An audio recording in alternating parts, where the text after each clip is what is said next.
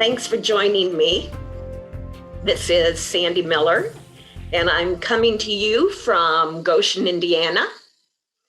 And outside today, it's a little bit cloudy, but really cold. And I don't know where all you're from, but I hope that wherever you are finding some warmth coming from the inside. And the reason I say that is because it is the reality that while we are waiting in this season of Advent, waiting with hope and anticipation of the Christ child, the incarnate God, Emmanuel, God with us. On this side of history, we already know that God is alive and well.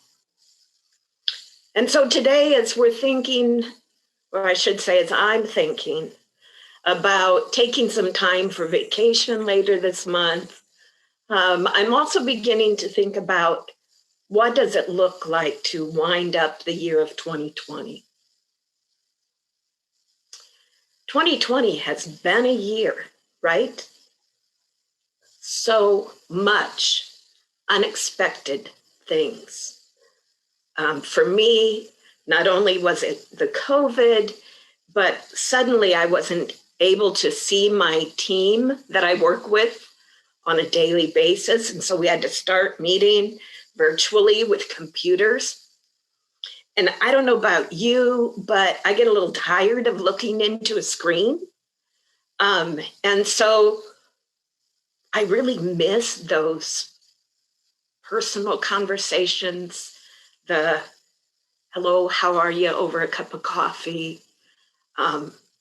Just, hey, you got a minute, you grab a friend at work or whatever. And in addition to all of that around COVID, there's the whole reality that we're facing of an illness that, it shows up one way in one person and another way in another person. Some people have symptoms, some people don't.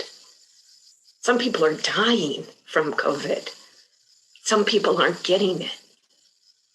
It just feels so arbitrary sometimes. This year also had me moving from a home that I raised my 3 daughters in to a smaller home.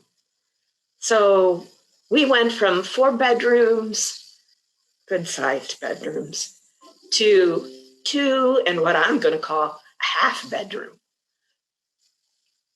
to a large basement, to now a small place for washer and dryer and laundry. And so that's another change I've experienced in COVID. Even more, just the reality of this season. And I have some wonderful staff. Marvin Lorenzana, who is doing Missional Discipleship Initiative, he is moving on from his role at Mennonite Mission Network and will be the next president of Eastern Mennonite Missions, one of our sister mission agencies.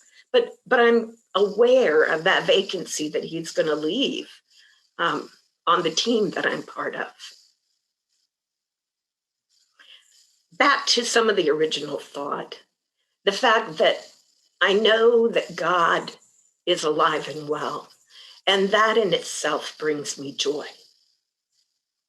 So in spite of all of these things that have sort of challenged me in this year, as I look towards the future, I recognize that God is my hope and that God is my joy.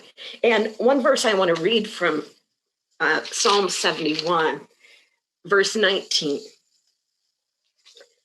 Your righteousness reaches to the skies, O God. You who have done great things. Who, O God, is like you? Who, O God, is like you? Isn't that the message that we want to share with our neighbors? Who God is to us. Who is God to you? Is God a convenient person to pray to in times of trouble? Is God something that you only read about in your Bible? Is God something that you were taught as a child, but maybe ran away from as an adult? Who is God to you? Who, oh God, is like you? Your righteousness reaches to the skies, and you have done great things. I want to encourage you in these days to claim the joy that is ours, the joy that comes from knowing the things that God has done for us.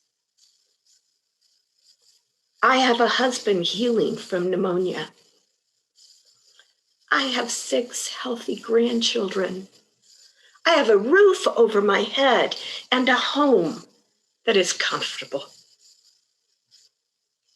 I have neighbors who wave and say hi when they're outside.